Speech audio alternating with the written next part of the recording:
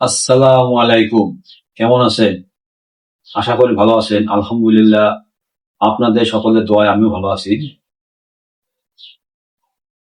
আমরা শিখব Malaysian basic class. Malaysian ভাষাটা এমন একটা ভাষা যা আমরা কেউই প্রথমে শিখি তারপরে মালয়েশিয়া যাই এমন কোনো নজির নাই আর কি। এরকম আমরা করি না আর কি। আমরা কি বলি যে আমরা আগে মালয়েশিয়াতে যাই তারপরে দেখবো মনে কি হয়। এই দেখবো মানে কি হয় এইটা করেই কিন্তু আমাদের ক্ষতি হয়। কারণ কি, আমরা সেটা মালয়েশিয়া হোক আর অন্য যে কোনো দেশে হোক, আমরা যেখানেই যাব না কেন, যদি আমরা তাদের ভাষা সম্পর্কে আমাদের আইডিয়া থাকে, আমরা যদি তাদের ভাষা সম্পর্কে জানি, তাহলে যেহেতু আমি ওইখানে যাচ্ছি লং লং টাইমের জন্য, কাজ করার জন্য যাচ্ছি, সেহেতু আমার উচিত যে আমি ওই দেশের ভাষাটা ঠিক মতন জব্দ করে তারপরে ওই দেশে মুভ করি। যদি আমরা এইটা করে থাকি যে ওইখানে যাওয়ার পরে আমি দেখবো যে কিভাবে কি হয়।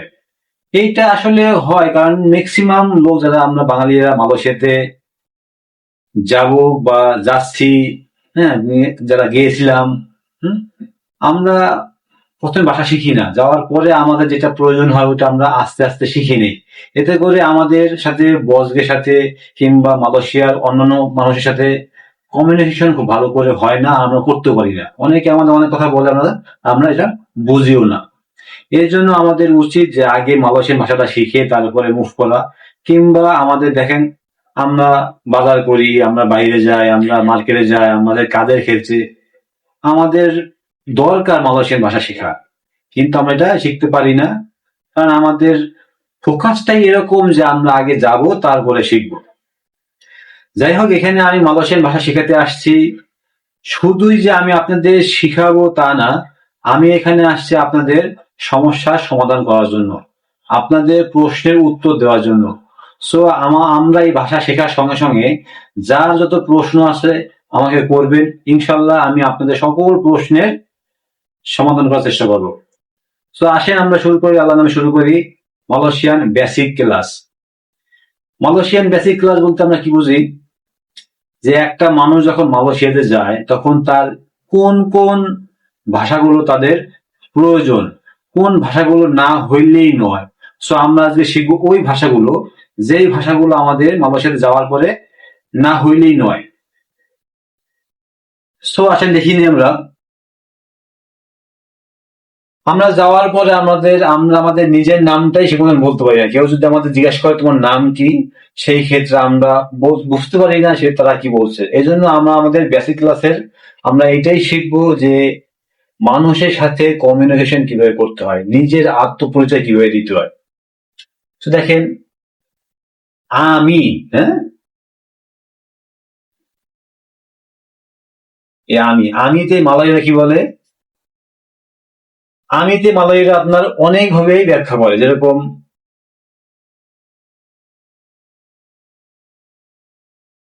ছায়া, হ্যাঁ,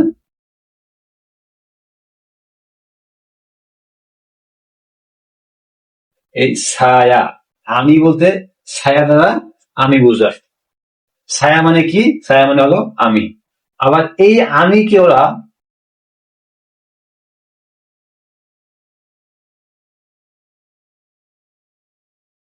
আকু, হ্যাঁ, এই আকু মানেও কি, আকু, এই আকু মানেও আমি। ছায়া মানেও আমি, আকু মানেও আমি। অনেক ক্ষেত্রে আপনার কি, তা, এই কিতা মানেও আমি বুঝায়। মূলত কিতা মানে হলো আমরা, হ্যাঁ, কিন্তু কিছু কিছু জেলায় কিছু কিছু লোকজন কিতা মানেও আমি বুঝায়, হ্যাঁ। কিতা মানে কি, আমি বা আমরা, সরি,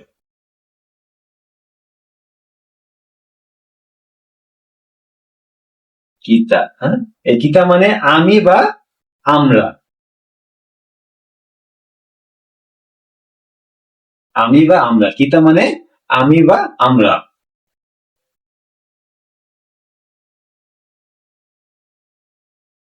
এটা ছিল আমির ব্যবহার। আর যদি বলা হয় তুমি, হ্যাঁ, তুমি। তুমি কে মালয়েশিয়ানরা কি বলে? আওয়া।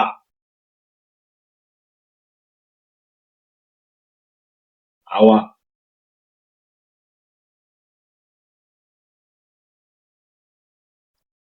আওয়া কি বলে? মালয়েশিয়াতে এই আওয়া, আওয়ার এই যে কেটা, এই কেটা অনেক পিকুলিয়ার একটা জিনিস। কি জন্য পিকুলিয়ার জিনিস? ওরা এই যে কেটা, লাস্টে কেটা, ওরা যেরকম এখানে লেখা থাকে কি আওয়াক, আওয়াক, কিন্তু মালয়েশিয়ানরা এই আওয়াক কখনোই বলে না, ওরা বলবে কি আওয়া। হ্যাঁ, আও আ, হ্যাঁ এরকম বলবে, আও আ। কিন্তু এই কেটা ওরা এমন ভাবে উচ্চারণ করে, আওয়া, আওয়া, হ্যাঁ আওয়া, হ্যাঁ আওয়াক না, আওয়াক এটা কিন্তু আওয়াক, কিন্তু ওরা উচ্চারণ করবে কি আওয়া। হ্যাঁ, এই কেটাকে ওরা মুখের ভিতরে এমন ভাবে মনে করেন যে মানে বাড়ি দিয়ে রাখে, মানে এটা বেরও করে না, আবার মনে করেন যে একেবারে উচ্চারণ করে না তাও না। সো কি হবে? আওয়া, আওয়া মানে তুমি। হ্যাঁ, আওয়া মানে তুমি। আর এই আওয়ার আর একটা উদাহরণ আছে, তুমি আর একটা ব্যবহার আছে, সেটা হলো কি কামু। হ্যাঁ, কামু। আওয়া মানে তুমি, কামু মানেও তুমি।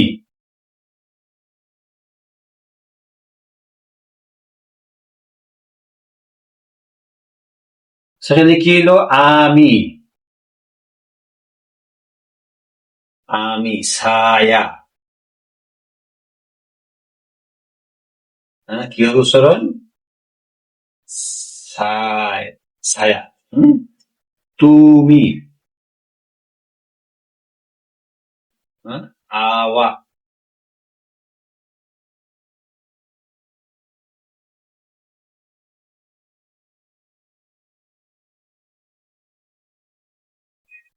আওয়া, আওয়া।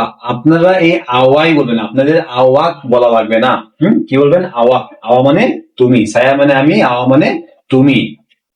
আর যদি বলা হয় যে সে, আমরা বলি না সে, হ্যাঁ, তাহলে সে কি হবে? সে, সে মানে কি দিয়া, দিয়া মানে হলো কি সে।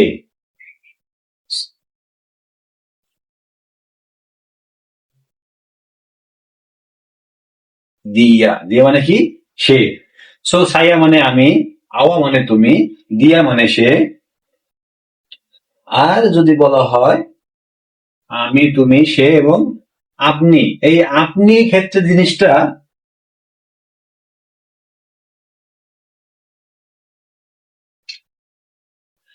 আপনি জিনিসটা এরকম হয় যে তুমি, ওরা ইংলিশ যেরকম ইউ দিয়া সব বোঝানো হয়, ইউ দিয়া আমরা ওই ফর্মাল, ইনফর্মাল, অনারিফিক, হ্যাঁ, মালয়েশিয়ান ভাষায় আপনার এই আওয়া দিয়া ওরা তুমিও বোঝায়, সমবয়সী যে সে তাকে তুমি বোঝায়, বড় যে তাকে আপনি বোঝায়, হ্যাঁ, ছোট যে তাকে ওই তুমি বলতে, ছোট যে তুমি সেটা বোঝায়। So, আওয়া দিয়ে আপনি এইরকম তিনটা জিনিস ইউজ করতে পারেন, তুমি, আপনি, কিংবা আপনার নিচ, আপনার নিচে যে আপনি ছোট ছোট যে সমবয়সীতে, সমবয়সীতে আওয়া ব্যবহার হবে, আপনিতেও আওয়া ব্যবহার হবে, এবং তুমিতেও আপনি এই আওয়া ব্যবহার হবে। আর দিয়া মানে হলো সে, যদি বলি যে সে, তাহলে কি হবে? দিয়া। হ্যাঁ, দিয়া মানে কি সে।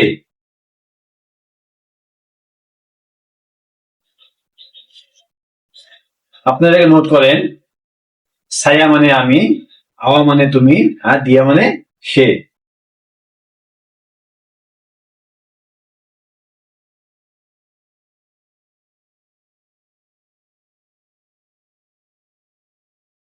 যদি বলে তোমার নাম কি, হ্যাঁ সেখানে দিয়ে দেখেন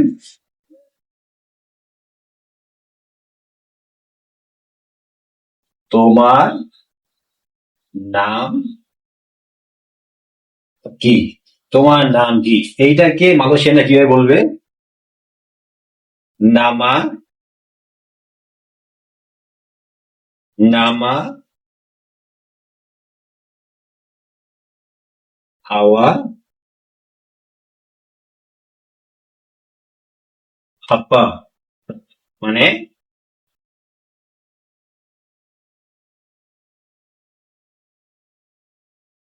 নামা হাওয়া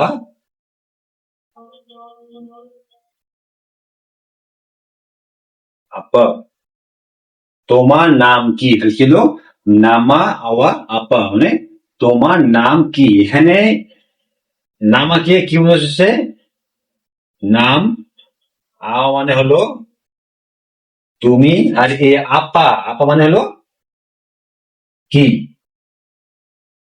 আমরা বলি তোমার নাম কি, আর ওরা কি বলে নাম তুমি কি, মানে তোমার নাম কি, ওরা নামটা আগে ইউজ করে, পরে তুমি ইউজ করে, তারপরে কি ইউজ করে। আমরা বলি তোমার নাম কি, আর ওরা আগে নামটা ইউজ করে, পরে আমাকে ইউজ করবে পরে, এবং লাস্টে কি ইউজ করে। তাহলে কি হলো নামা আওয়া আপা মানে তোমার নাম কি। আপনারা যেটা নোট করেন, ওদের ভাষাটা মনে করেন যে এমন ভাবে ওরা বলে, নামা, এই নামার উচ্চারণ কেবে নামা, নামা আওয়া, নামা আওয়া আপ, নামা আওয়া আপ, হ্যাঁ, নামা আওয়া আপা।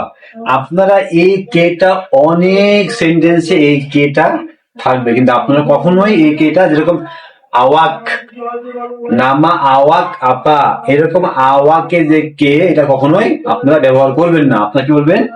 নামা আওয়া আপা। এই কেটাকে আপনারা উজ্জু রাখবেন, হ্যাঁ, মুখের ভিতরে উজ্জু রাখবেন। নামা আওয়া আওয়া আপা, নামা আওয়া আপা।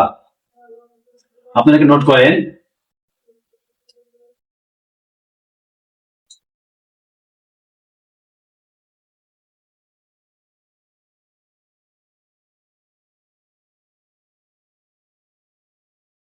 যদি বলেন যে আমার নাম, যে কোনো একটা নাম,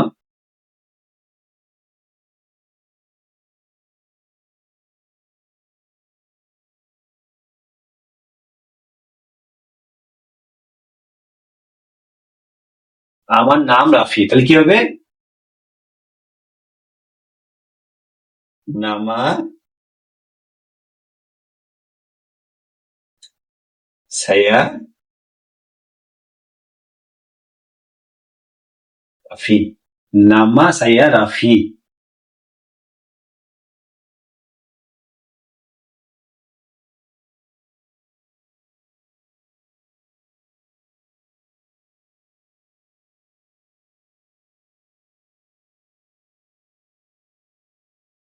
নামা সাইয়া রাফি।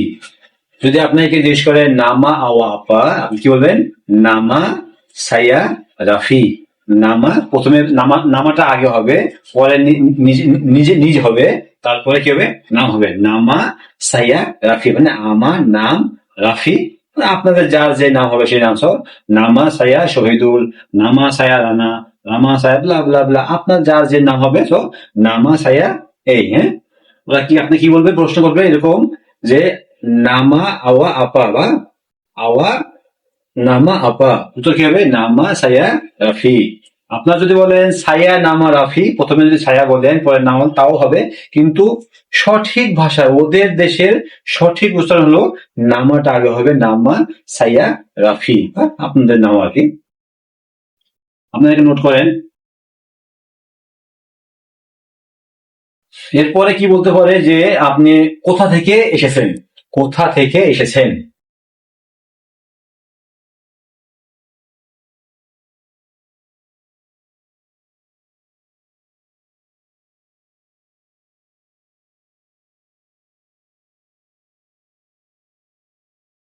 কোথা থেকে এসেছেন, হ্যাঁ।